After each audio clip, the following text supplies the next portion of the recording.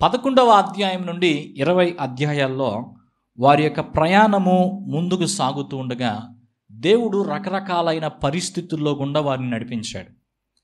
దేవుడు రకరకాలైన పరిస్థితుల్లో గుండా వారిని నడిపిస్తున్నప్పుడు వీరు దేవుని మీద సనగటం, ఇంకా చెప్పాలంటే ఒకరిపై ఒకరు అసూయ పడటం, నువ్వు గొప్ప నేను గొప్ప అని హెచ్చు తగ్గులు చూసుకోవడం, లేకపోతే దేవుని ప్రేమను అర్థం చేసుకోకుండా దేవుని యందు విశ్వాసంతో ముందుకు సాగే ప్రయత్నం చేయకుండా అవిశ్వాసంతో దేవుడు వారి కొరకు సిద్ధపరిచినటువంటి ప్రణాళికలను తిరస్కరిస్తూ తిరుగుబాటు చేస్తూ దేవుని క్రమశిక్షణకు గురైన వారుగా ఉన్నారు. ఇది 11వ అధ్యాయం నుండి 20వ అధ్యాయం వరకు మనం చూసే విషయాలు. కాదేష్ బర్నయ నుండి, అది చాలా ముఖ్యమైన అంశం ఇశ్రాయేల్ యొక్క చరిత్రలో, కాదేష్ బర్నయ అనే ప్రాంతం నుండి కనాను దేశాన్ని వేగు చూడడానికి వెళ్ళినటువంటి వేగులు వాళ్ళు తిరిగి వచ్చిన తర్వాత చెప్పిన సమాచారాన్ని బట్టి చాలామంది ఏ నిర్ణయానికి వచ్చారు? మనం తిరిగి ఐగుప్తుకు వెళ్ళిపోవడం మంచిది అని నిర్ణయించుకున్నారు. సో వీళ్ళు కనానికి వెళ్ళడానికి ఇష్టపడటం లేదు కనుక దేవుడు ఏం చేశాడంటే, మీరు రామంటున్నారు కాబట్టి మీరు ఇక్కడే ఉండండి, మీ పిల్లలను నేను కనాను దేశంలో ప్రవేశపెడతానని చెప్పి దేవుని యందు విశ్వాసం ఉంచని ఈ తరానికి మరణం వరకు మీకు ఇక అరణ్యమే నివాసం అని దేవుడు దాన్ని ఆ రీతిగా ఏర్పాటు చేసిన వాడుగా ఉన్నాడు. వీరు మరణించిన తర్వాత, వీరు అనగా ఎవరైతే దేవుణ్ణి నమ్మని వారుగా ఉన్నారో వారు మరణించిన తర్వాత ఈ యొక్క నూతనమైన తరాన్ని దేవుడు సిద్ధపరిచి వారిని కనాను దేశంలోనికి ప్రవేశపెట్టే విధంగా దేవుడు ప్రయత్నాలు చేస్తున్న విధానాలతోటి ఈ గ్రంథం ముగుస్తుంది. ఈ గ్రంథం ఆనాటి యూదా తరానికి, నేటి క్రైస్తవ తరానికి ఎన్నో విలువైనటువంటి పాఠాలు నేర్పిస్తుంది. ఈ గ్రంథములో నుండి మనం ఏమి నేర్చుకోవాలి? ఎందుకు ఈ గ్రంథాన్ని చదవాలి? ఈ గ్రంథాన్ని చదవడం ద్వారా ప్రయోజనాలు ఏంటి అని అడిగితే ఒక 4 విషయాలు ఎప్పట్లాగానే ఈరోజు నేను మీ ఎదుటికి తీసుకొస్తాను. మొదటిగా మనం గమనించాల్సింది ఏంటంటే, ఈ గ్రంథం మనకు బోధించే విషయం ఏంటంటే జాగ్రత్తగా దేవునిని సేవించాలి. చెప్పండి అందరూ, జాగ్రత్తగా దేవుణ్ణి సేవించాలి అని అంటే, దేవుడు ఇశ్రాయేలీల మధ్య నివాసం ఉన్నప్పుడు అదే ప్రత్యక్ష గుడారం వాళ్ళ మధ్యలో ఉన్నప్పుడు వారి చుట్టూ ఎవరుండాలో దేవుడు చెప్పాడు. ప్రత్యక్ష గుడారం ఎక్కడుందంటే దాని పక్కన లేవీలు ఉండాలి, వాళ్ళ చుట్టూ లేవీలు ఉండాలి, ఆ తర్వాత ఏ గోత్రం ఉండాలి, ఆ తర్వాత ఏ గోత్రం ఉండాలి అని ఒక క్రమాన్ని దేవుడు దానికి ఏర్పరిచాడు. ఇంకా చెప్పాలంటే దాన్ని, ఆ ప్రత్యక్ష గుడారాన్ని విప్పేటప్పుడు, కప్పేటప్పుడు, లేకపోతే విప్పేటప్పుడు, కట్టేటప్పుడు ఎలాంటి జాగ్రత్తలు తీసుకోవాలి, ఎవరెవరు ఏ పనులు చేయాలి, లేవీలు ఏం పనులు చేయాలి, యాజకులు ఏం పనులు చేయాలి. ఈ లేవీల్లో కూడా మరలా 3 గుంపులు ఉన్నారు. మెరారీయులు, కహాతీయులు, గెర్షోనీయులు అని 3 గుంపులు ఉన్నారు. ఈ 3 గుంపులకు కూడా 3 రకాలైనటువంటి బాధ్యతలు ఇవ్వబడ్డాయి. ఎవరి బాధ్యతను వారు నిర్వర్తించాలి. అందులో ఎవరి హద్దుల్లో వాళ్ళు ఉండాలి. హద్దు మీరి గనక ప్రవర్తిస్తే, హద్దు మీరి గనక ముందుకొస్తే దానిని బట్టి వారి యొక్క జీవితము సమస్యల్లో చిక్కుకునేటువంటి అవకాశం ఉంది. కాబట్టి దేవుడు స్పష్టంగా ఈ యొక్క ఆజ్ఞలు ఇచ్చాడు. ఇంకా చెప్పాలంటే ఒక ప్రాంతం నుండి ఇంకొక ప్రాంతానికి వారు ప్రయాణమై వెళ్ళేటప్పుడు, ఇప్పుడు మనం ఉన్నాం అనుకుందాం, ఆరాధన అయిపోయింది, ఇంకా సెలవు అనగానే ఎవరు ముందెళ్తారు? వెనకాల వాళ్ళు ముందెళ్తారా? ముందోళ్ళు ముందెళ్తారా? మధ్యలో వాళ్ళు ముందెళ్తారా? ఎవరు ముందెళ్తారు? కాసేపు ట్రాఫిక్ జామ్ అయిద్దాడ. అలా ఉండదు దేవుని విధానం. ఇక్కడ చాలా స్పష్టంగా చెప్పాడు, ముందు పలానా బ్యాచ్ వెళ్తారు, ఆ తర్వాత ఈ గోత్రం, ఆ తర్వాత ఈ గోత్రం, ఆ తర్వాత ఈ గోత్రం. ఒక క్రమం, ఆ క్రమం చొప్పున వాళ్ళు బయలుదేరాలి. అదే క్రమం చొప్పున వారి యొక్క గుడారాలు అక్కడ వేసుకోవాలి. అదే క్రమం చొప్పున వారు నడుచుకోవాలి. సో ఇలా ప్రతి దానికి దేవుడు ఒక క్రమాన్ని ఏర్పరిచినటువంటి వాడుగా ఉన్నాడు. అయితే దేవుడు చెప్పిన ఈ సూచనలు ఇశ్రాయేలీయులు పాటించడంలో విఫలమైతే ఏమవుతుంది? ఇశ్రాయేలీయులు కానీ లేవీయులు కానీ పాటించడంలో విఫలమైతే ఏమవుతుంది? దేవుని యొక్క శిక్షకు వారు పాత్రులయ్యేటువంటి వారుగా ఉంటారు.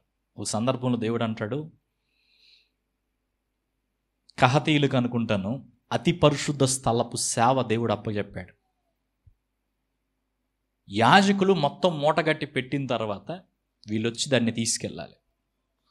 అంతేగాని అక్కడేమిందో చూద్దామన్న ఆశతోటి, కుతూహలంతో, ఉత్సాహంతో మీరు కనుక లోపలికి వస్తే అక్కడే చచ్చిపోతారన్నాడు. లేవికాండంలో మనం గమనిస్తే నాదాబు, అబీహు అనేటువంటి అహరోను కుమారులిద్దరూ అన్యాగ్నిని తీసుకొచ్చిన దాన్ని బట్టి అన్యాయంగా చచ్చిపోయారు. సో దేవునితోటి ఆషామాషి వ్యవహారం కాదు. దేవునిని వెంబడించే క్రమంలో, దేవుని సన్నిధిలో ప్రవర్తించే విధానంలో బహు జాగ్రత్త తీసుకోవాలని ఈ గ్రంథం మనకు బోధిస్తాం.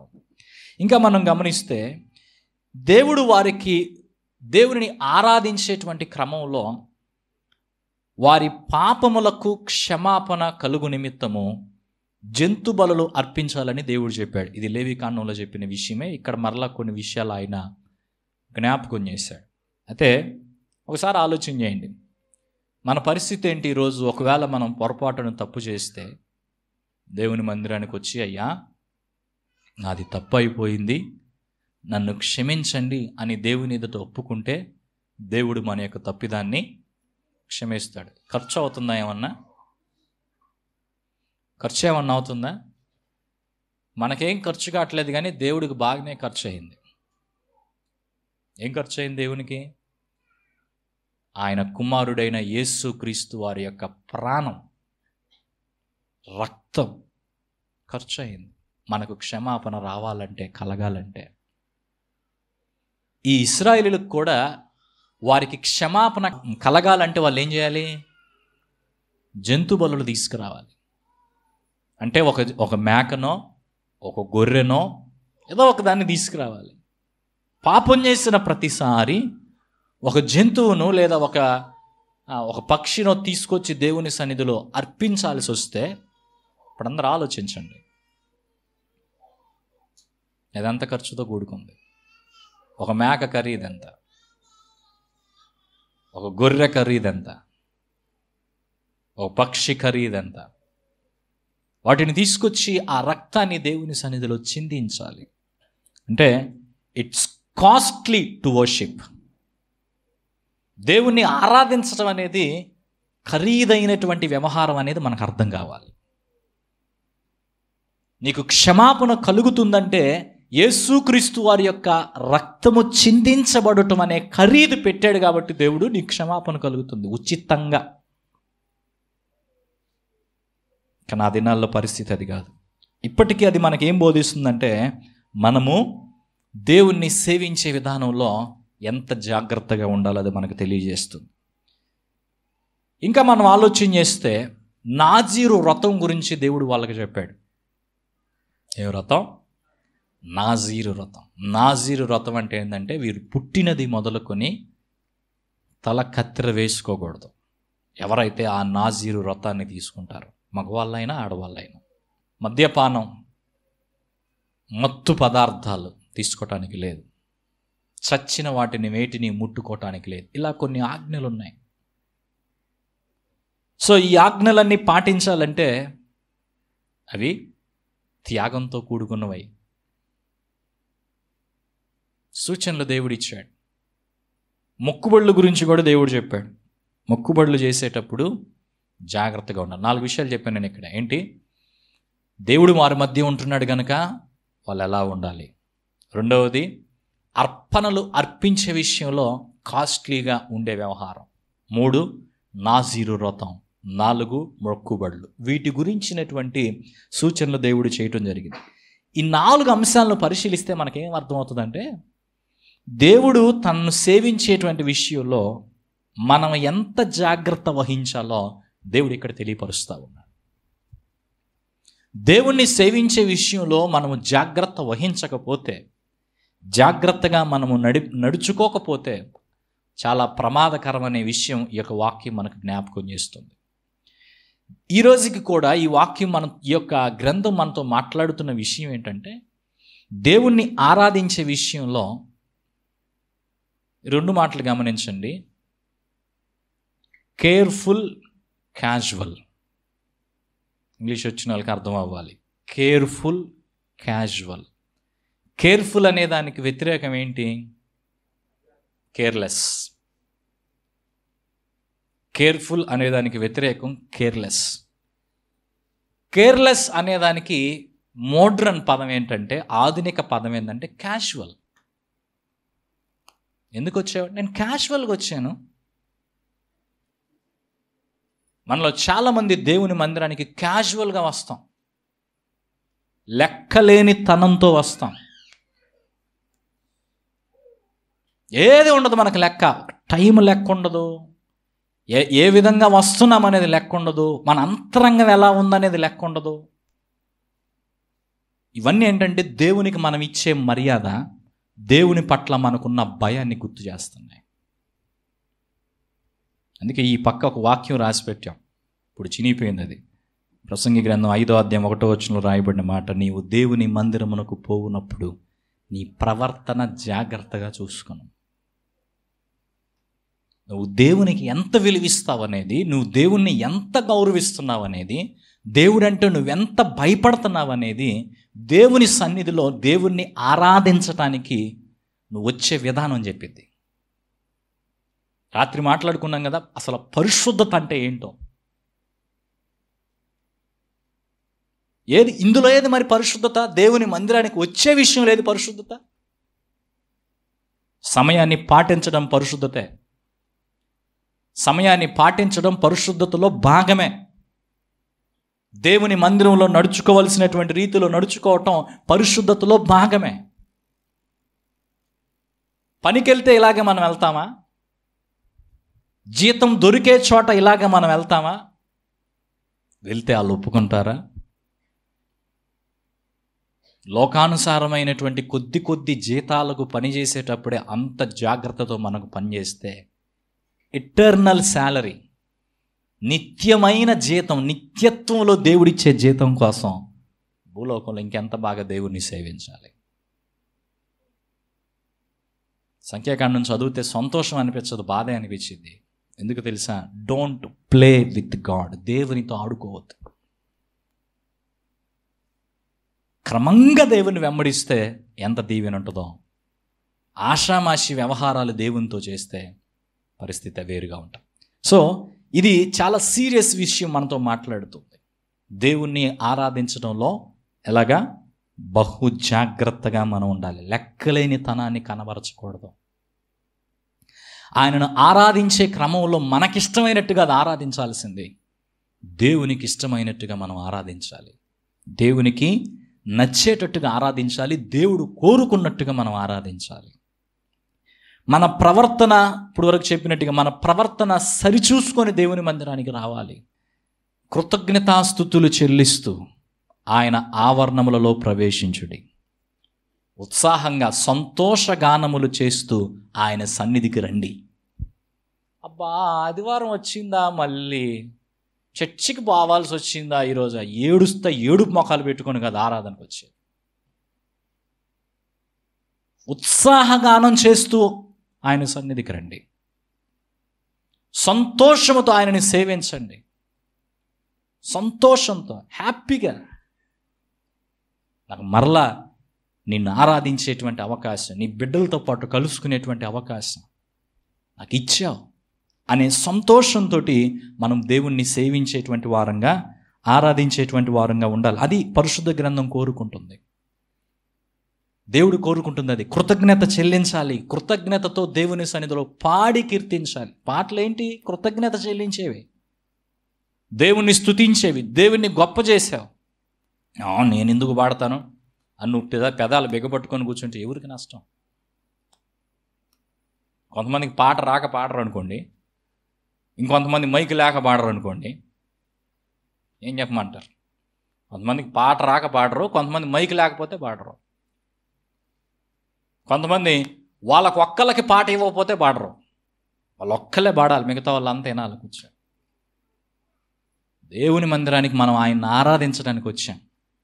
అందరితో కలిసి ఒకటే ఉద్దేశం, నేను ఆయన స్తుతించాలి, అది ఆయనకు కృతజ్ఞత చెల్లించాలి అనేటువంటి భావంతో పాటలు పాడుతూ దేవుణ్ణి కీర్తించాలి. ఇంకా చెప్పాలంటే త్యాగపూరితంగా ఆయన్ని మనం ఆరాధించాలి. ఈ మాట ఎంతమందికి అర్థమైద్దో? ఎలా ఆరాధించాలి? త్యాగపూరితంగా ఆయన్ని మనం ఆరాధించాలి అంటే అర్థం ఏంటి? విషయం ఏంటంటే త్యాగపూరితంగా ఆరాధించడం అంటే ఏంటి? ఇప్పుడు నాకు ఒక మాట చెప్పా, వాళ్ళు దేవుని మందిరంలోనికి వచ్చి అర్పణలు అర్పించడం ఇట్స్ కాస్ట్లీ. మనకు ఖర్చు కానిది దేవునికి ఇస్తే అదేం ఆరాధన? దావీదు చాలా బాగా నచ్చుతాడు నాకు ఇక్కడ. సమూయేలు 2వ గ్రంథం 24:24లో I would not offer anything that would cost me nothing. నాకు ఖర్చు కానిది నేను యెహోవాకు అర్పించను, వెల ఇయ్యక కొనిన దానిని యెహోవాకు అర్పించను, లేకపోతే వెల ఇయ్యక తీసుకున్న దాన్ని యెహోవాకు అర్పించను. దహన బలి అనే పాయింట్ విన్నప్పుడు కూడా రాత్రి మనం తెలుసుకున్నట్టు, దహన బలి అర్పించడం అంటే అర్థం ఏంటి? నీ యొక్క చిత్తాన్ని, నీ ఇష్టాలను దేవుని సన్నిధిలో భస్మం చేసుకున్నట్టుగా తీసి పక్కకు పెట్టి పూర్తిగా దేవునికి సరెండర్ అవ్వటం. వితౌట్ దట్ సరెండర్, ఆ యొక్క సరెండర్ లేకుండా అలా మనము దేవునికి అప్పగించుకోకుండా చేసేది ఏం ఆరాధన? ఖర్చు కాని ఆరాధన కాదా? నీకేమి నొప్పి లేదా ఆరాధనలో? నీకు పోయేదంటూ ఏమి లేదు. ఏమి మానుకున్నావు దేవుని కోసం నువ్వు చెప్పు? ఏం వదిలిపెట్టావు దేవుని కోసం చెప్పు? త్యాగపూరితంగా దేవుని ఆరాధిస్తున్నామా? మనం చేసే త్యాగం అంటే ఏమి లేదు. యేసయ్య చేసిన త్యాగం కంటే మనం చేసే ఏ త్యాగాలు గొప్పవి కాదు. అయితే యేసుక్రీస్తు వారు చేసినటువంటి త్యాగానికి కృతజ్ఞత చెల్లించటం అనేది ఈ విధంగా చేయాలి. ఇప్పుడు ఈ రోజులో జంతు పనులు అవసరం లేదు, కానీ త్యాగపూరితంగా ఆయనను ఆరాధిస్తూ, ఇంకో మాట ఏంటంటే స్తుతి యాగము చేస్తూ జిహ్వా ఫలము సమర్పించాలి. జిహ్వా అంటే నాలుక. స్తుతి యాగము చేస్తూ, యాగం అనే పదం వాడాడు చూడండి అక్కడ. యాగం, త్యాగం లేనిదే యాగం ఉండదు. అందుకే రోమీయులకు రాయబడిన పత్రిక 12:1-2 అపోస్తలుడైన పౌలు చెప్పే మాట ఏంటంటే, కాబట్టి సహోదరులారా, దేవునికి ఇష్టమును అనుకూలమునైన సజీవ యాగముగా మీ శరీరములను ఆయనకు సమర్పించుకొండని దేవుని వాత్సల్యమును బట్టి మిమ్మల్ని బతిమాలుకొనుచున్నాను. పరిశుద్ధమును దేవునికి అనుకూలమునైన, మనకు అనుకూలమైంది కాదు. పరిశుద్ధం అంటే అర్థం ఏంటి? ప్రత్యేకంగా సజీవ యాగంగా బ్రతికున్నప్పుడే, మంచి స్థితిలో ఉన్నప్పుడే దేవునికి మనము ఏం చేయాలి? అప్పగించుకోవాలి. అది దేవుడు మన యొద్ద నుండి కోరుతుంది. అలా అప్పగించుకొని స్తుతి యాగము చేస్తూ ఆయనను మహిమపరిచే వారంగా ఉండాలి. మన యొక్క జిహ్వా ఫలం అనేది మన నాలుక ద్వారా స్తుతిస్తూ పాడుతూ దేవుని ఆరాధించాలి. మీలో కొంతమంది వచ్చేసరికే పాటలు అయిపోతున్నాయి. ఒకటే విషయం మీరు గుర్తుంచుకోవాల్సింది ఒకటే ఏంటంటే, ఎందుకు వస్తున్నాను నేను దేవుని మందిరానికి? నా కోసమా? ఆ పక్క కోసమా? దేవుని కోసమా? నేను చేసేది దేవునికి చేస్తానని గుర్తుపెట్టుకోవాలి. చిన్న చిన్న పరిస్థితులను బట్టి కొంతమందికి ఆలస్యం అవ్వచ్చు, కానీ ప్రతి వారం అదే పాట అయితే మరి నువ్వు దేవునికి ఎంత విలువిస్తున్నావు అనేది నీకే అర్థం అవ్వాలి. కాబట్టి బహు జాగ్రత్తగా దేవుని మనము సేవించాలి అనేది ఇది మనకు నేర్పిస్తుంది. మొక్కుబడుల విషయంలో జాగ్రత్తగా ఉండాలి. దేవుడు మొక్కుబడి చేసుకోమని ఎప్పుడు చెప్పలా. ఒకవేళ చేసుకుంటే దాన్ని చెల్లించడానికి ఆలస్యం చేయటం వల్ల దేవుడు ఏమంటాడు తెలుసా? నీ నోటి వలన పలికిన దానికి నీ దేహానికి ఎందుకు దెబ్బలు తింటావు అంటాడు. నిజమే, అనాలోచనగా ఉండకూడదంట దేవుని సన్నిధిలో. దేవుని సన్నిధిలో అనాలోచనగా పలకకుండా జాగ్రత్త పడుము. ఎందుకని? నేనేదో అన్నానట్ట. కుదరదు. ముందు వెనక ఆలోచించుకొని అను. చెయ్యగలనా లేదా అని ఆలోచించుకొనను. అలా కాకుండా పొరపాటున నేను అనేసాను, చెయ్యలేకపోతే, నెరవేర్చలేకపోతే you are playing with God, దేవునితో ఆడుకుంటున్నాను. కాబట్టి మొక్కుబళ్ళ విషయంలో జాగ్రత్తగా ఉండాలి. దేవుని పట్ల ఉండాల్సిన భయం తగ్గిపోకూడదు. సంవత్సరానికి ఒకసారి ఆరాధన అయితే భక్తి కలిగి దేవుని ఆరాధిస్తామేమో, ప్రతి వారం అయ్యేలకి చీప్ అయిపోయిందా?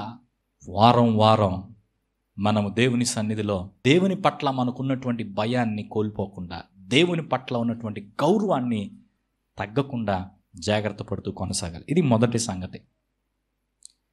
ఈ యొక్క మాటలు ఇప్పటి వరకు వింటుండగా మనం అలా ఉంటున్నామా లేదా అనేది ఆలోచన చేద్దాం. నెక్స్ట్, రెండవది, చెడ్డ మాదిరిని అనుసరించవద్దు, కనబరచవద్దు. రెండవ మాట, చెడ్డ మాదిరిని అనుసరించవద్దు, కనబరచవద్దు. ఇశ్రాయేలు ప్రజలు చాలా విషయాల్లో చెడ్డ మాదిరిని కనబరిచారు. బాగలేరు వీళ్ళు. అయితే దాన్ని మన యొక్క జీవితంలో కనబరచకుండా ఉండటానికి జాగ్రత్త పడాలి. అదేంటో చూద్దాం. ఏ ఏ విషయాల్లో వీళ్ళు చెడ్డ మాదిరులు కనబరిచారో చూద్దాం. ఈ మాదిరిని కనబరచటం, ఒక మాదిరిని అనుసరించి నడుచుకోవటం అనేది చాలా కీలకం. ఈరోజు ఫ్రెండ్షిప్ డే. ఫ్రెండ్షిప్ డే రోజున స్నేహితులకు ఉండే ఒక విషయం ఏంటంటే, ఇంకొక స్నేహితుని బట్టి ఒక స్నేహితుడు మంచికి కానీ చెడుకు కానీ మారటానికి అవకాశం ఉంటుంది. ఎందుకంటే ఆ స్నేహితుడు ప్రభావం ఈ స్నేహితుని మీద ఉంటుంది. ఇప్పుడు నీ స్నేహితుడు మంచివాడైతే నువ్వు మంచివాడివిగా ఉంటావు. నువ్వు ఎంచుకున్నటువంటి మోడల్ మంచిదైతే నీ మోడల్ కూడా బాగానే ఉంటుంది. నువ్వు ఎంచుకున్న మోడల్ మంచిది కాకపోతే నీ మోడలు మంచిగా ఏమాత్రము ఉండదు. మొదటిగా వీరి యొక్క విషయంలో చూస్తే, వీరు సనిగారు, దేవునిపై సనిగిన వారుగా ఉన్నారు. దేవునిపై సనిగి ప్రాణాల మీదకు తెచ్చుకున్నారు. ఇక్కడ ఒక మాట చెప్తున్నా వినండి. నీళ్లు లేవని, ఆహారం లేదని, ఇప్పుడు నిర్గమాకాండం 16వ అధ్యాయం నుండి 19వ అధ్యాయంలో ఎలాగైతే వారు ప్రవర్తించారో, ఈ సంఖ్యాకాండం 11వ అధ్యాయంలో నుండి 15వ అధ్యాయం ఈ లోపల ప్రవర్తించింది కూడా దాదాపు అలాంటిదే.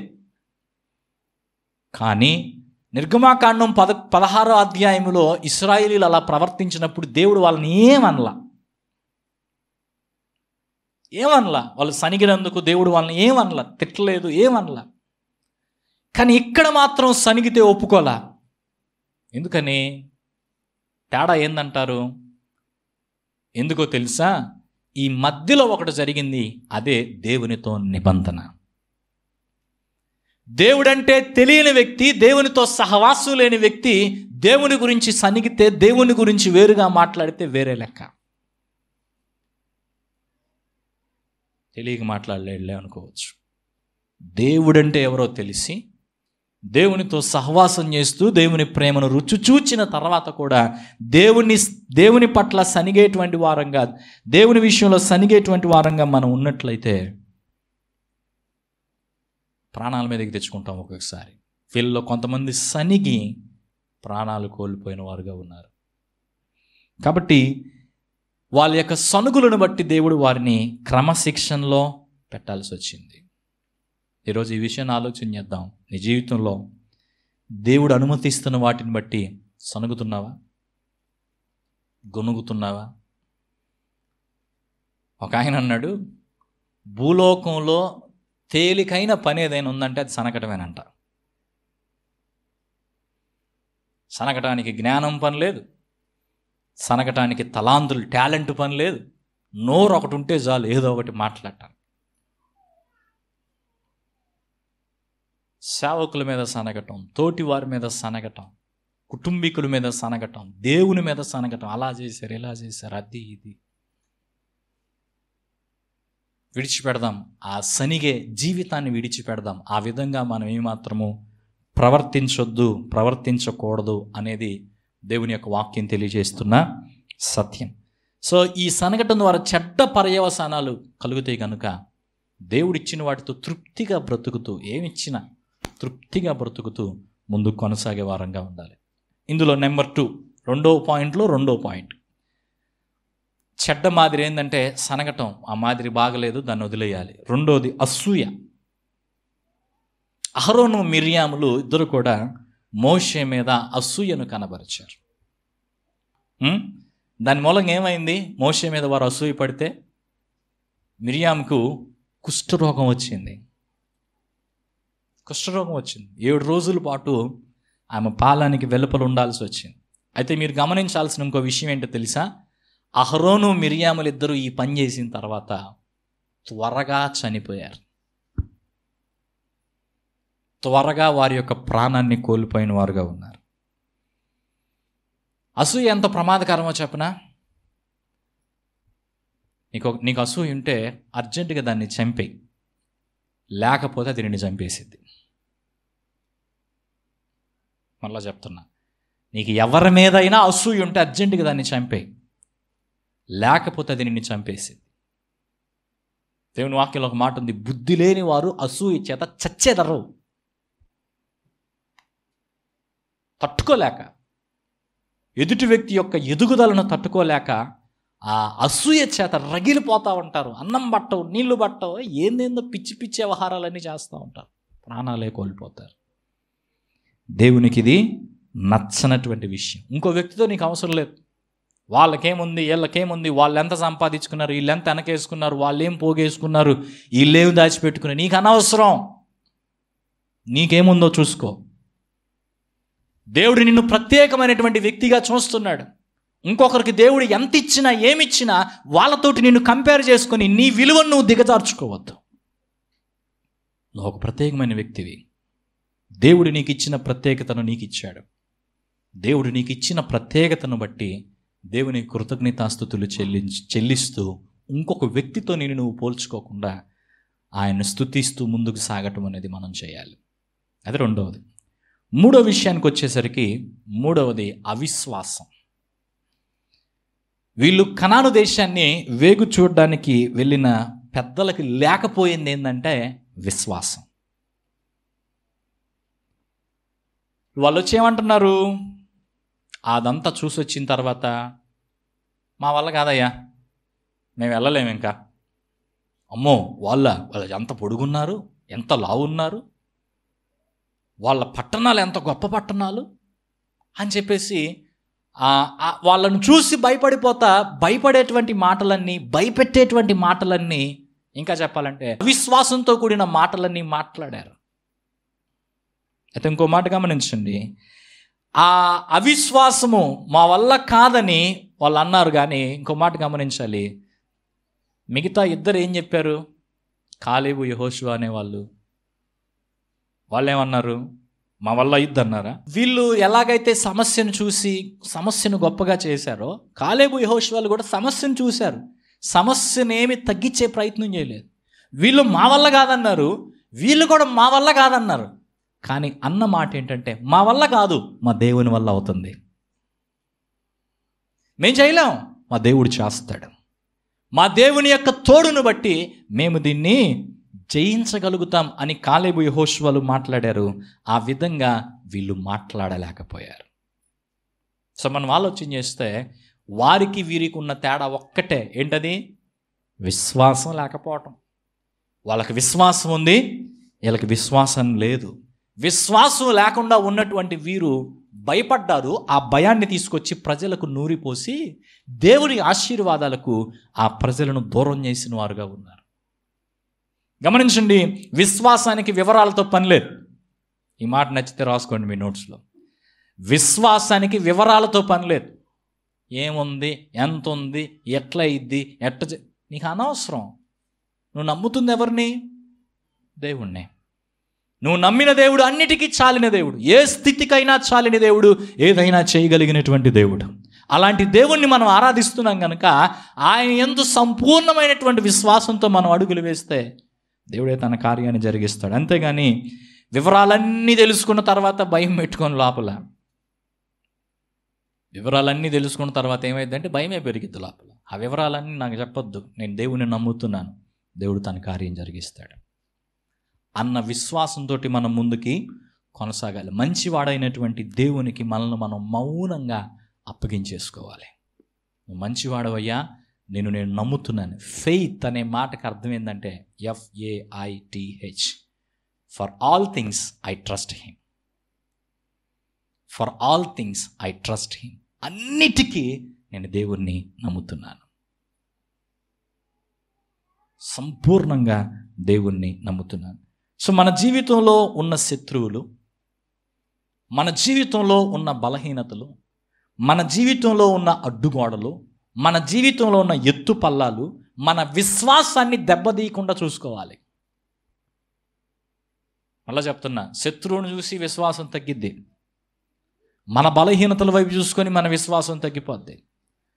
ఎత్తులు చూసి కొంత విశ్వాసం పోగొట్టుకుంటాం.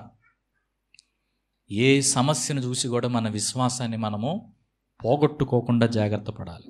మన జీవితంలో కూడా కాదేశ్ బర్నయ లాంటి ఒక అనుభవం వచ్చింది. అది మన విశ్వాసానికి పరీక్ష అనుకుందాం. కాదేశ్ బర్నయ లాంటి అనుభవం ఎదురైనప్పుడు మన విశ్వాసాన్ని కాపాడుకోవడం చాలా చాలా కీలకం. విశ్వాసాన్ని కాపాడుకోకపోతే పరుగును తుదముట్టించలేం, చివరి వరకు మనమేమాత్రము చేరలేం. ఈ మాటలు వింటుండగా దేవునితో ఈ మాటలు చెప్పండి, ప్రభువా మా విశ్వాసాన్ని బలపరచండి.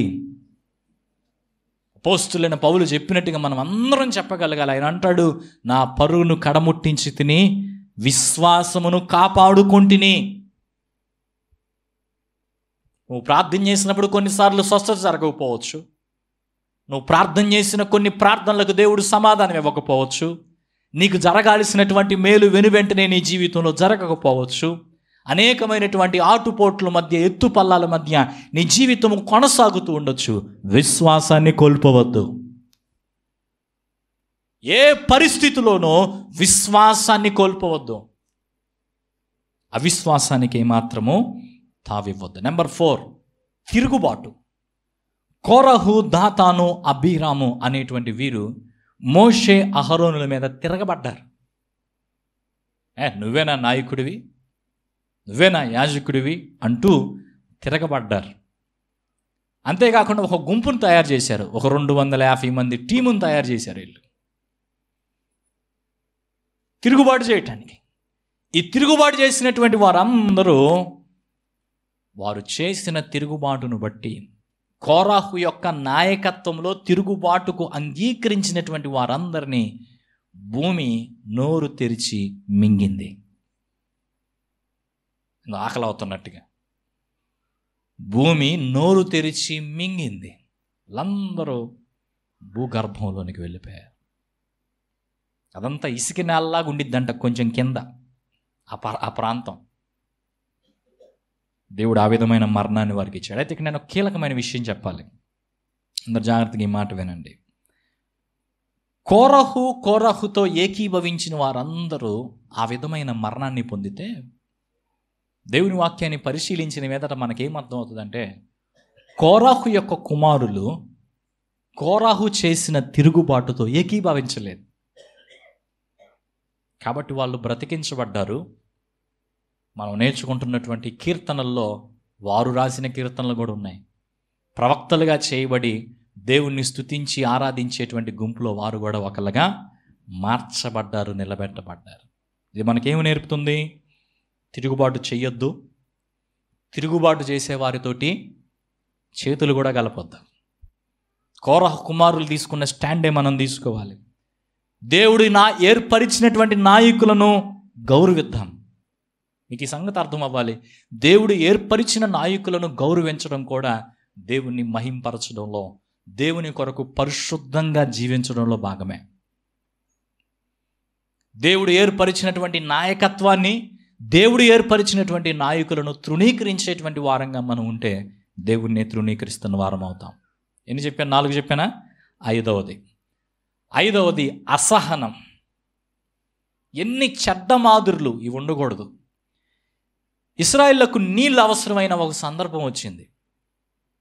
ఇశ్రాయేళ్లకు నీళ్ళు అవసరమైనటువంటి ఈ సందర్భంలో దేవుడు మోషేతో ఏం చెప్పాడంటే, నువ్వు వెళ్ళి ఆ బండతో మాట్లాడు అన్నాడు.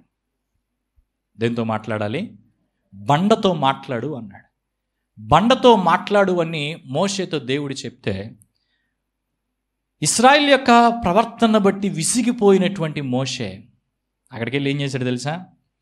అసహనాన్ని ప్రదర్శిస్తూ, ద్రోహులారా మీకోసం నేను నీళ్లు తెప్పించాలా అని అంటూ దేవుడు మాట్లాడమంటే కర్ర తీసుకొని 2 సార్లు కొట్టాడు పండుని. ఈ కారణం చేత మోషే కనాను దేశంలో అడుగుపెట్టేటువంటి అవకాశాన్నే కోల్పోయాడు. అర్థమవుతుందా? అసహనం ఎంత పనిచేసిద్దో. సహనంగా మనం ఉండాలి, నేర్చుకోవాలి. కొన్నిసార్లు అసహనం వచ్చేసిద్ది. ఇలా అసహనం వచ్చినప్పుడు కొంతమంది మూర్ఖులుగా మారిపోతారు. ఆ మూర్ఖత్వమే తర్వాత ఎంత బాధపడిన, అయ్యా నేను అలా చేయకుండా ఉండాల్సిందని ఎంత ఏడ్చినా మార్చలేని కొన్ని పరిస్థితులు జరిగిపోతాయి. సో ఇశ్రాయేలు కనబరిచినటువంటి యొక్క చెడ్డ మాదిరి వాళ్ళకేమన్నా మంచి చేసిందా? వాళ్ళకి ఏమాత్రం మంచి చేయలేదు. అంతేకాకుండా దానిని అనుసరించేటువంటి ఏ ఒక్కరికి కూడా అదే మాత్రము మేలు చేయలేదు. ఈరోజు దేవుని వాక్యం వింటుండగా ఈ లక్షణాలు మనలో ఉంటే వాటిని ఒప్పుకొని విడిచిపెడదాం. ఆ లక్షణాలు మనలో లేకుండా వాటిని అనుసరించకుండా ఈ జీవితాన్ని నడిపించుకోవటానికి ప్రయత్నం చేద్దాం. నెంబర్ 3, మూడవది, మంచి మాదిరిని అనుసరించి కనపరుద్దాం. మంచి మాదిరిని అనుసరించి కనపరుద్దాం. ఇంతకుముందు చెప్పినట్టుగానే మనం ఎవరిని అనుసరిస్తామో అలా మారిపోతాం. ఎవరిని అనుసరిస్తామో అలా మారిపోతాం. చెడ్డదారిలో వెళ్తే చెడ్డవాళ్ళుగా మారిపోతాం, మంచి దారిలో వెళ్తే మంచి వాళ్ళుగా మారిపోతాం. అందుకే యోహాను రాసిన 3వ పత్రిక 11వ వచనంలో ఆయన చెప్తాడు, ప్రియుడా చెడు కార్యమును కాక మంచిని అనుసరించి నడుచుకొనుము. ఆ పుస్తకం మీరు చదివారా? మంచిని అనుసరించి నడుచుకొనుము. చదవకపోతే బయట స్టాల్లో వెళ్ళేటప్పుడు తీసుకెళ్ళి చదవండి. లోకంలో ఉన్న మోడల్స్ ఎలా ఉంటాయో ఆ మోడల్స్లో దేన్ని మనము అనుసరించాలో దేన్ని మనం అనుసరించకూడదు. రైట్, మంచి మాదిరిని అనుసరిద్దాం, మంచి మాదిరిని కనబరుద్దాం. ఇక్కడ ఈ గ్రంథంలో మంచి మాదిరులు చాలా ఉన్నాయి, కానీ సమయాన్ని బట్టి ఒక 2 విషయాలు చెప్తాను నేను. ఒకటి, సాత్వికము అనండి. సాత్వికం అంటే ఏంటి? ధైర్యంగా ఉంటావా? సాత్వికము, సోక్రటీస్ అనేటువంటి ఫిలాసఫర్ ఒక మాట చెప్పాడు ఈ సాత్వికుల గురించి. ఇంగ్లీష్లో జెంటిల్నెస్ అంటారు, లేకపోతే మీక్నెస్ అంటారు. ఎప్పుడు కోపం వచ్చేవాడికి, అసలు కోపమే రానివాడికి మధ్యలో ఉండేవాడు సాత్వికుడు అంట. సాత్వికం ఎక్కడ కనపడిద్ది అంటే మన మాటల్లో కనపడుతుంది. మృదువైన మాటలు మాట్లాడతారు సాత్వికులు. అది ఇక్కడ నేను చెప్పే విషయం ఇంకొకటి. మోషేను యొక్క గ్రంథంలో మిక్కిలి సాత్వికుడిగా మనం చూస్తాం. సంఖ్యాకాండం 12:3 భూలోకమందున్న వారందరిలో మోషే మిక్కిలి సాత్వికుడు అని చెప్పబడింది.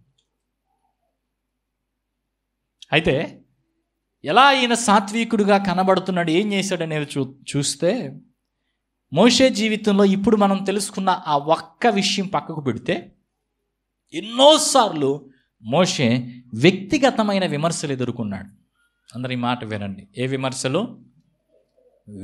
వ్యక్తిగతమైన విమర్శలు, విషయం పైన విమర్శలు. ఈ 2 వేరు. సబ్జెక్ట్ని విమర్శించడం వేరు, పర్సన్ విమర్శించడం వేరు. సబ్జెక్ట్ని విమర్శించడం చేతగాని వాళ్ళు ఏం చేస్తారంటే వ్యక్తిని విమర్శిస్తారు.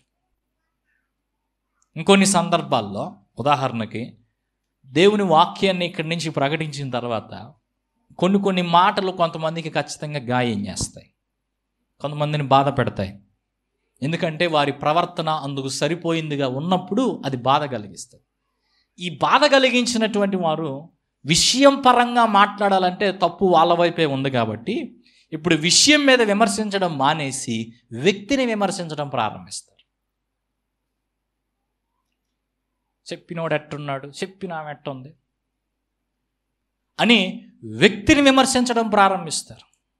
అయితే ఇక్కడ నేర్చుకోవాల్సిన పాఠం ఏంటంటే, వ్యక్తిగతమైనటువంటి విమర్శలు మన మీద వచ్చినప్పుడు, నేను నేర్చుకుంటున్నాను దీన్ని, మీరందరూ నేర్చుకోండి. వ్యక్తిగతమైన విమర్శలు మన మీద వచ్చినప్పుడు ఎవరైనా ఒక వ్యక్తిగా నిన్ను విమర్శిస్తూ ఉన్నప్పుడు, నీ వ్యక్తిత్వాన్ని విమర్శిస్తున్నప్పుడు, keep quiet, shut your mouth. ఏం మాట్లాడద్దు, మౌనంగా ఉండు. వాళ్ళనే ప్రతి మాటకి సమాధానం చెప్పాలని చూడొద్దు. వాళ్ళు నీ మీద వేసే నిందలన్నిటికీ ఆన్సర్ చెప్పాలని చూడొద్దు. నా తప్పేమి లేదు అని నిరూపించుకునే ప్రయత్నం చేయొద్దు. అసలు నిన్ను నువ్వు సమర్థించుకునే ప్రయత్నము, నిన్ను నువ్వు డిఫెండ్ చేసుకునే ప్రయత్నం చేయొద్దు. నువ్వు నిజంగా తప్పు చేస్తే ఆ తప్పును దేవుని ఎదుట ఒప్పుకొని సరిదిద్దుకో. తప్పు చెయ్యకపోతే దేవుడికి ఒప్పుచెప్పు ఆ కేసుని. దాన్ని దేవునికి అప్పగిస్తే దేవుడు చూసుకుంటాడు. ఇక్కడ మనం మోషే జీవితాన్ని ఒక అంశంలో కాదు, చాలా విధానాల్లో ఇది మనం చూడవచ్చు. మోషేని వారు ఎన్నిసార్లు విమర్శించినా ప్రతి విమర్శ మోషే చేయలేదు. అసలు తన గురించి తాను స్పందించలేదు. అసలు వాటికి ఒక్క విమర్శకు కూడా మోషే ఏమాత్రమో స్పందించలేదు. దేవునికి దాన్ని విడిచిపెట్టాడు. సాత్వికులు ఎలా ఉంటారంటే తమను తాము కాపాడుకోవడానికి ఏమాత్రం ప్రయత్నం చేయరు. నా గురించి ఇది ఇలాగే వెళ్ళిపోతే ఏమయ్యిద్దో. అర్థం చేసుకున్న వాళ్ళు అర్థం చేసుకుంటారు. అర్థం చేసుకోని వ్యక్తికి నువ్వు ఎంత చెప్పాలని ప్రయత్నం చేసినా అనవసరం. స్నేహితులు దినోత్సవం కాబట్టి ఒక మాట చెప్తున్నా వినండి. ఇన్ని సంవత్సరాల స్నేహం చేసిన తర్వాత ఒక వ్యక్తిని కొంతకాలంగా మనం చూస్తున్న తర్వాత ఆ వ్యక్తి యొక్క వ్యక్తిత్వం ఏంటో అర్థం కాదా? ఎట్లా అంటాడు అసలు ఈ మనిషి, ఎలాంటిది ఈ అమ్మాయి? అలాంటి వ్యక్తి మీద కొన్ని నిందలు వచ్చినప్పుడు, అలాంటి వ్యక్తి మీద కొన్ని లేనిపోని నేరాలు మోపపడ్డప్పుడు నిజమని నమ్మేవాడు, లేదా ఈ వ్యక్తి యొక్క వ్యక్తిత్వాన్ని నమ్మేవాడు, వీళ్ళిద్దరిలోనే నీ స్నేహితులు ఎవరో నీకు అర్థం అవుతారు. నిజమని నమ్మేవాడు నీ స్నేహితుడు అవుతాడా? నువ్వు సరైన వ్యక్తి అయినప్పుడు, నీ మీద అపనిందలు మోపబడ్డప్పుడు వాటిని నిజమని నమ్మేవాడు నీ స్నేహితుడు ఎందుకు అవుతాడు?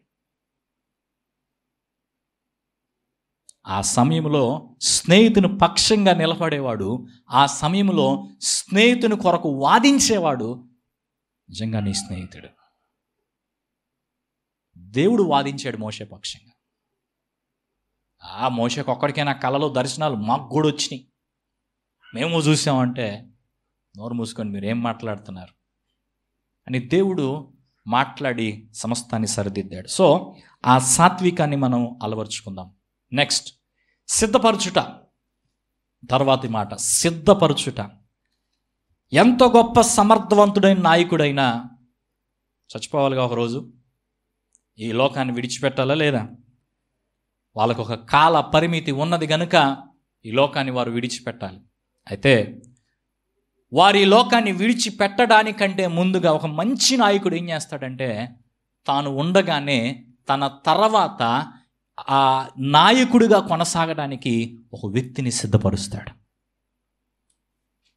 మోషే ఆ పని చేశాడు. మోషే నాయకుడిగా ఉన్నప్పుడే రెండవ తరము నాయకత్వాన్ని సిద్ధపరిచాడు. ఆయన పేరే యెహోషువ.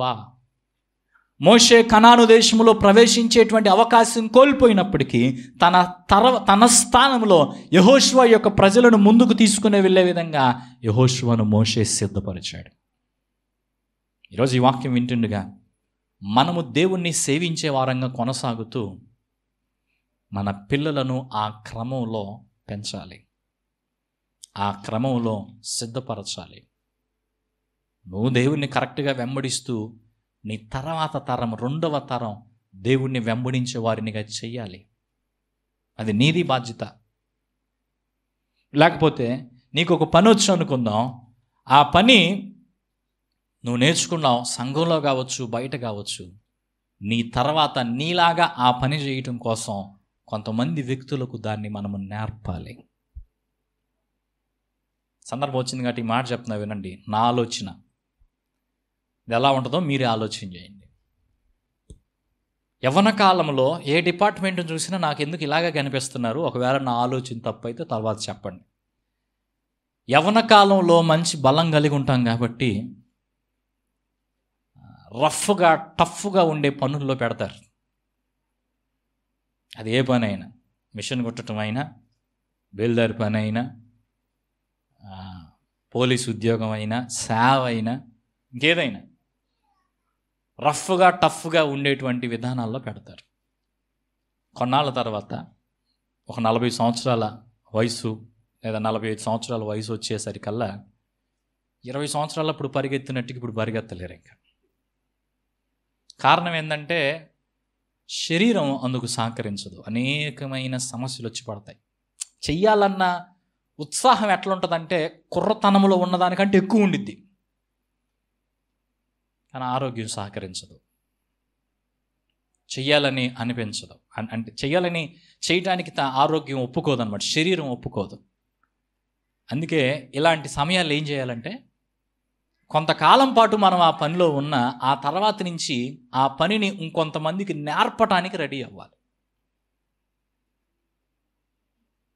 అప్పుడు వారు ఎల్లకాలం మనం పనిచేసేటువంటి విధానంలోనే కాకుండా ఒక మెట్టు పైకి ఎక్కడానికి అవకాశం ఉంటుంది. మిషన్ కుట్టే వాళ్ళకి ఇది బాగా అర్థమైద్దేమో. మా అక్క కుమారక్క గురించి చెప్పాలంటే చాలా కాలం మిషన్ కుట్టింది. అంటే ఇప్పుడు కుట్టడం మానేసిందని కాదు, ఇప్పుడు కూడా మిషన్ కొడుతున్నప్పటికీ కూడా, బట్టలు కొడుతున్నప్పటికి కూడా తనేం తీసుకుందంటే కొంతకాలం తర్వాత నేర్పే పని తీసుకుందనమాట. అనేక మందిని టైలర్లుగా తయారు చేయటం. ఈ అభివృద్ధి మన ఇది ఒక రకమైన అభివృద్ధి అని కూడా అంటాను నేను. కొంతకాలం పనిచేసాం, ఆ తర్వాత పని చేపించేటువంటి స్థానానికి ఎదగడం, చేపించేవారుగా ఉండటం. ప్రతి దాంట్లో కూడా తర్వాత తరాన్ని సిద్ధపరచడం. నేను ఇంకొక మాట చెప్తున్నా వినండి, అందరికి చెప్తున్నా ఈ మాట వినండి, అందరూ ఉన్నారు కాబట్టి. దేవుని మందిరములో నీకు చేతైన పని ఏదైనా ఉంటే అర్జెంటుగా అది ఇంకొకరికి నేర్పాలి. నువ్వు ఎల్లకాలం నువ్వు ఒక్కదానివి చేసుకుంటూ పోవటం కదా, అర్జెంటుగా అది ఇంకొకరికి నేర్పాలి. నువ్వు ఇంకొక పని నేర్చుకోవాలి. అందరం అన్నీ చేయగలిగేటువంటి వారంగా సిద్ధపాటు కలిగి ఉండాలి. ఇక్కడ మనం గుర్తించాల్సింది ఏంటంటే ప్రతి వ్యక్తికి కూడా ఒక మోషే ఉండాలి, ఒక యెహోషువ ఉండాలి. ప్రతి వ్యక్తికి కూడా ఒక మోషే ఉండాలి, ఒక యెహోషువ ఉండాలి. అంటే అర్థం ఏంటి? నువ్వు నేర్చుకునే వ్యక్తి ఒకడు ఉండాలి, నువ్వు నేర్పే వ్యక్తి ఇంకొకడు ఉండాలి. నువ్వు నీ పైన వారి దగ్గర నేర్చుకోవాలి, నువ్వు ఇంక నలుగురికి దానిని నేర్పాలి. రక్షింపబడినటువంటి మనం అందరం, నువ్వు రక్షింపబడ్డావు, ఒక్కరికైనా ఈ రక్షణ వార్త తెలియపరిచావా? పరలోక రాజ్యానికి నువ్వు సిద్ధపడుతున్నావు, ఇంకొక వ్యక్తినైనా ఈ రాజ్యం కొరకు సిద్ధపరిచావా? ఆలోచించాలి. లాస్ట్ మాట చెప్పి నేను ముగిస్తాను. దేవుడు ప్రేమ గలవాడు కనుక, దేవుడు ప్రేమ గలవాడు మాత్రమే కాదు, తీర్పు తీర్చేవాడు అని జ్ఞాపకం ఉంచుకోవాలి. దేవుడు ప్రేమ గలవాడు మాత్రమే కాదు, తీర్పు తీర్చేవాడు అని మర్చిపోవద్దు. దేవుడు ఇశ్రాయేలు ప్రజలను ఒకవైపు ఇక్కడ ప్రేమిస్తానే ఉన్నాడు. అంటే ఆకాశం నుంచి మన్నా కురుస్తుంది, దాహం అయితే నీళ్ళు వస్తున్నాయి బండలో నుంచి. ఎప్పుడు జరగాల్సింది అప్పుడు దేవుడు వారి జీవితంలో జరిగిస్తూ ఉన్నాడు. వారికి అవసరమైనటువంటి ప్రతి ఒక్కటి దేవుడు ఇస్తూ ఉన్నాడు. మరొక వైపు వారు వ్యతిరేకంగా ప్రవర్తిస్తున్నటువంటి దానిని బట్టి ఆయన తీర్పు తీర్చిన వాడుగా కూడా ఉన్నాడు. రెండూ ఉన్నాయి. ప్రేమ ఒక్కటే ఉందా? లేదు. ఎవరైతే దేవుడిచ్చినవన్నీ పొందుకొని వారి జీవితాన్ని దేవునికి వ్యతిరేకంగా మలుచుకుంటున్న వారుగా ఉన్నారో వారికి తీర్చాల్సిన తీర్పు తీర్చాడు. వారిని క్రమశిక్షణలో పెట్టాల్సినటువంటి రీతిలో క్రమశిక్షణలో ఆయన పెట్టినవాడుగా ఉన్నాడు. దేవుడు ప్రేమ గలవాడే, కానీ మనం దేవుని ప్రేమలో కొనసాగకపోతే, దేవుని ప్రేమలో చల్లారిపోతే, దేవుని ప్రేమలో నిలిచి ఉండటానికి కాచుకోకపోతే, పాపపు బానిసత్వం నుండి విడుదల పొందినటువంటి మనము పరలోక స్వాస్యమును పొందకపోయినా ఆశ్చర్యపోవాల్సిన అవసరం లేదు. It's very dangerous. ఎర్ర సముద్రాన్ని ఎంతమంది దాటారో చూడండి, మన్నాని ఎంతమంది తిన్నారో చూడండి, బండలోనిది ఎంతమంది తాగారో చూడండి, ఎంతమంది కనాను దేశంలో అడుగుపెట్టారో చూడండి. బాప్తిసం పొందినవారు, రొట్టె రసంలో పాలు పంపులు పొందినవారు పరలోక రాజ్యంలోకి చోటు మాత్రం పొందుకోలేకపోయారు. కాబట్టి ఇది చేదు నిజం, జీర్ణించుకోవడం కష్టం. అయినప్పటికీ దేవుని ప్రణాళికను తిరస్కరించినటువంటి వారికి, దేవుణ్ణి లెక్క లేకుండా చూసినటువంటి వారికి ఇలాంటి ఫలితమే కలుగుతుంది. దేవుణ్ణి ప్రణాళికను తిరస్కరించి విశ్వాసము లేని మూర్ఖతరాన్ని చూచైనా మేల్కొందాం, మన యొక్క మనస్సును మార్చుకుందాం, మనము దీవించబడేటువంటి వారంగా ఉందాం. కళ్ళు మూసుకుందాం, ప్రార్థన చేసుకుందాం.